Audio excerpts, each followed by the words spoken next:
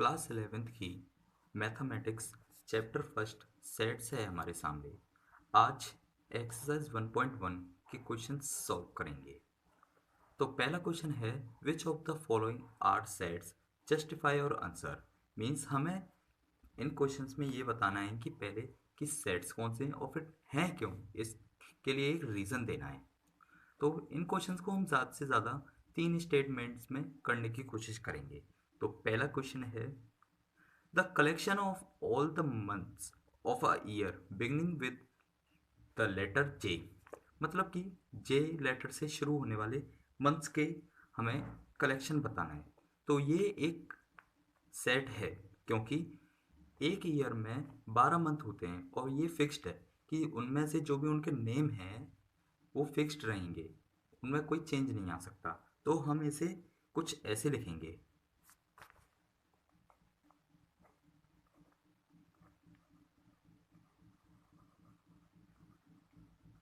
The collection of all the months of a year beginning with the letter J is।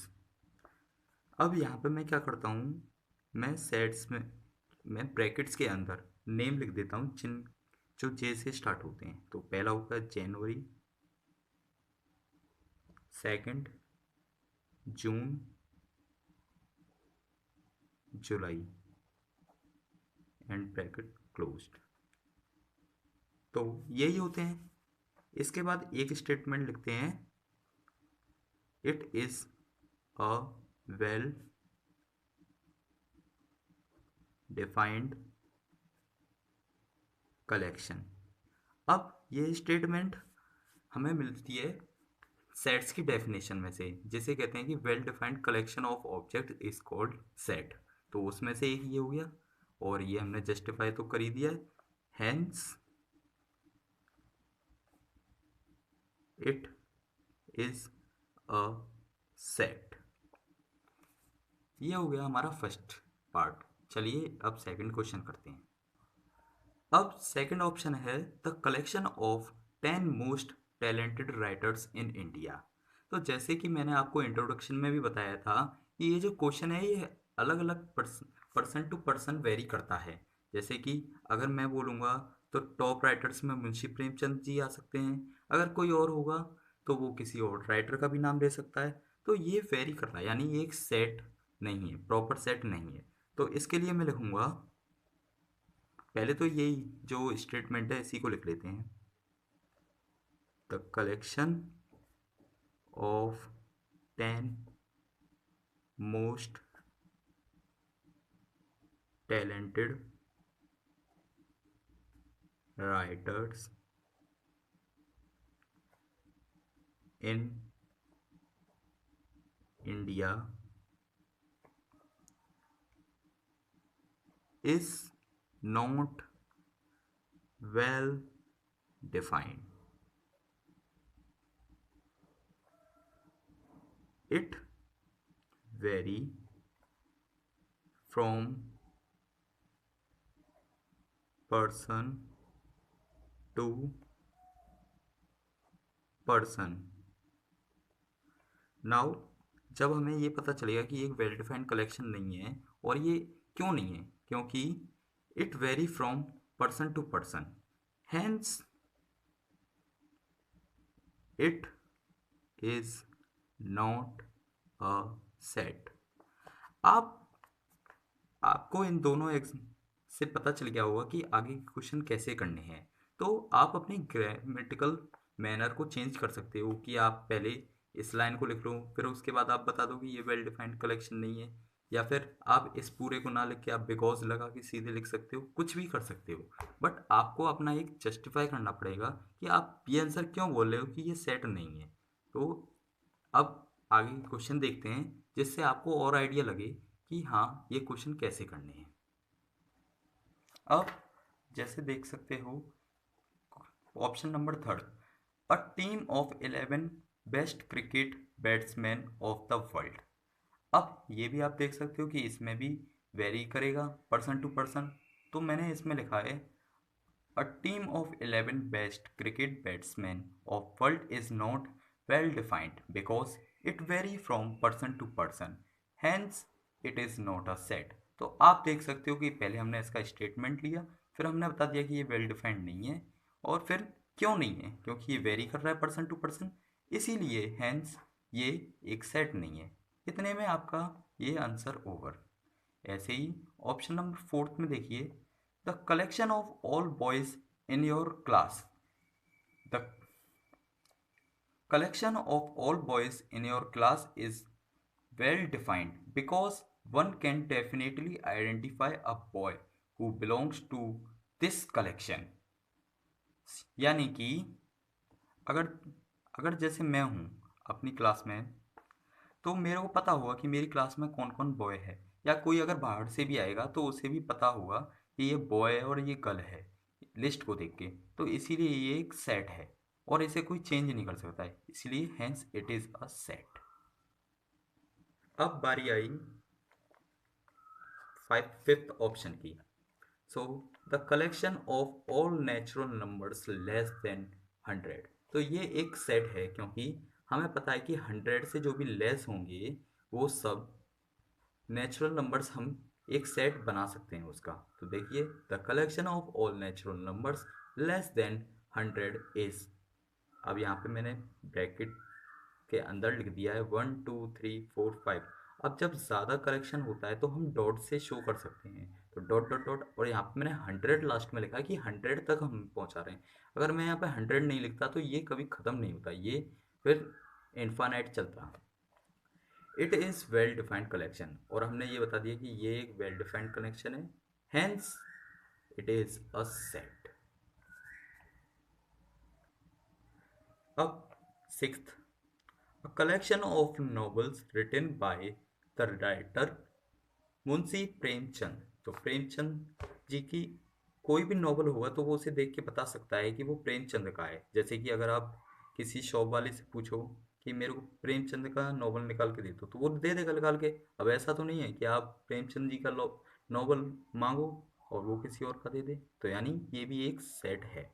So a collection of novels written by the writer Munshi Premchand is a well-defined collection because one can definitely identify a novel belongs to this collection. Hence, it is a set. अब seventh option, the collection of all even integers. तो ये भी एक collection है क्योंकि even integers कोई से भी हो सकते हैं जो भी इवन हो। तो just like -4 -2 2 4 6। So the collection of all even integer is, bracket में मैंने ये डॉट डॉट डॉट शुरुआत में इसीलिए क्योंकि इधर की तरफ भी ज़ीरो के जो इधर होते हैं नेगेटिव इंटीजर्स, तो वो भी इनफाइनाइट होते हैं, और इधर जो है वो भी इनफाइनाइट है।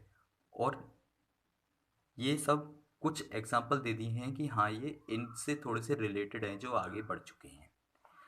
It is a well defined collection, hence it is a set. Now question option eighth, the collection of all questions in this chapter. The collection of questions in this chapter is well defined collection because one can definitely identify question belongs to this collection।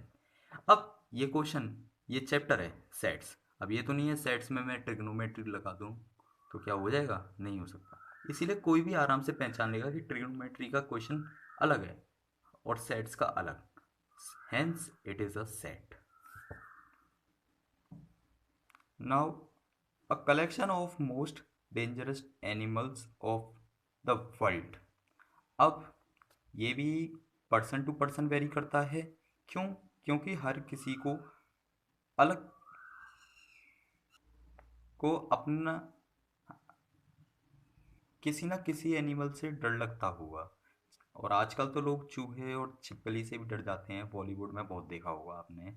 So a collection of most dangerous animal of the world is not well defined, because it vary person to person, from person to person, hence it is not a set।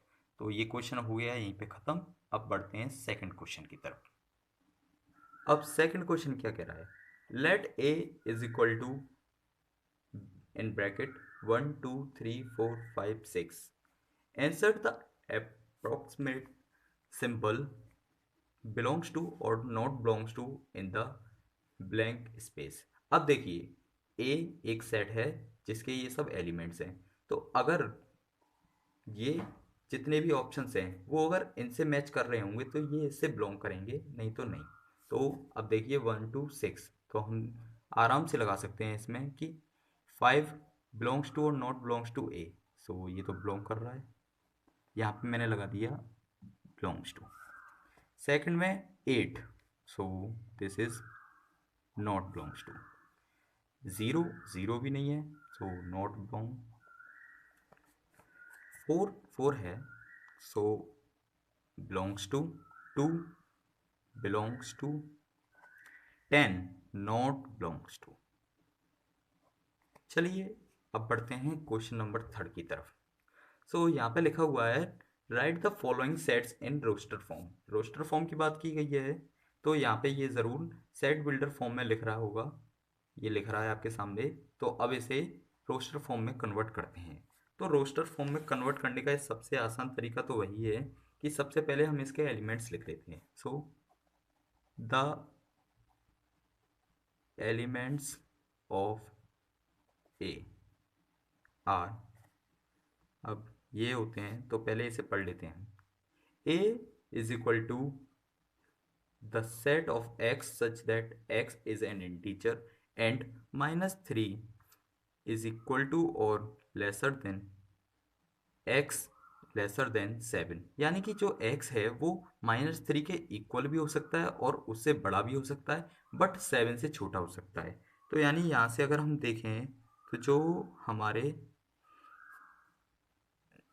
Elements होंगे वो होंगे -3 -2 -1 0 1 2 3 4 5 6, यानी कि इसके equal भी है और फिर इससे बड़े भी हैं और इससे छोटे हैं। तो ये हमारे पास जब एलिमेंट हमें मिल गए, so therefore roster form is ए।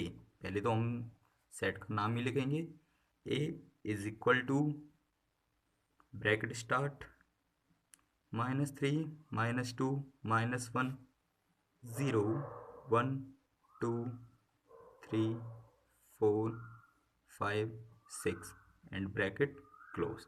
तो इसी तरह से सब क्वेश्चन होंगे। और अब आगे के क्वेश्चन करते हैं हम। आपको ये समझ में आ गया होगा। चलिए अब आगे के क्वेश्चन ट्राई करें। अब क्वेश्चन नंबर बी क्या कह रहा है कि b is equal to x is a set such that x is a natural number less than 6। So पहले इसके एलिमेंट्स लिख लेते हैं हम। So the elements of b are natural number, यानी कि 0 से बड़े होने चाहिए। तो 1 2 3 4 और 5, क्योंकि ये 6 से छोटा होना चाहिए। अब इसकी roster form is b is equal to bracket start 1 2 3 4 5 bracket close. अब option third, c is equal to the set of x such that x is a two-digit natural number such that the sum of its digit is 8। यानी कि हमें natural number find करने हैं जिनकी two digit का सम 8 हो। तो पहले एलिमेंट्स लिख लेते हैं। The elements of c is equal to, अब यहाँ पे मैं 8 का कैसे निकालता हूँ ये देखिए। मैंने लिखा 1, अब 1 में कितना प्लस करेंगे, 8 आई तो ये हो जाएगा 7। अब सेकंड 2, इसमें कितना प्लस करें, ये हो जाएगा 6। ऐसे ही 3 5 4 4 5 3 6 2 7 सॉरी 1 और ये लास्ट में 8 के साथ 0, ये हो गया एंड। अब जब हमें एलिमेंट्स मिल चुके हैं तो इसका रोस्टर फॉर्म लिखना और भी आसान है। Roster form is C is equal to 17 26 35 44 53 62 71 80। ये हो चुका है इसका आंसर। चलिए अब आगे के क्वेश्चंस पर बढ़ते हैं। अब option number 4, D is equal to X is the set of such that X is a prime number which is divisor of 60। तो 60 का डिवाइजर करना है, वो भी प्राइम नंबर। तो प्राइम नंबर जैसे कि आपको पता है, मैं कुछ प्राइम नंबर्स आपको लिख देता हूँ 60 तक। तो 2 3, ये 1 जो होता है ना, ये मैंने इसीलिए लिखा है आपको बताने के लिए कि ये एक यूनिक नंबर होता है, ना तो ये प्राइम होता ना कंपोजिट होता। इसीलिए कभी भी इसे प्राइम नंबर या कंपोजिट नंबर में लिखने की गलती मत करना। 2 3 5 7 11 13 17 और 19 23 29 31 37 39 41 43 47 और आगे भी करना चाहो तो आप कर सकते हो। मैंने तो अभी इतने ही आपके लिए लिख लिए हैं वैसे बताने के लिए, बट मेरे को इसका आंसर पता है। So the element of D are 2 3 and 5। अच्छा लगा ना, इतने सारे नंबर लिख लिए, बट आंसर कितना हुआ, ये ब्रैकेट्स के अंदर होना चाहिए। अब जब एलिमेंट्स मिल चुके हैं तो रोस्टर फॉर्म तो बहुत आसान हो गई। Roster form is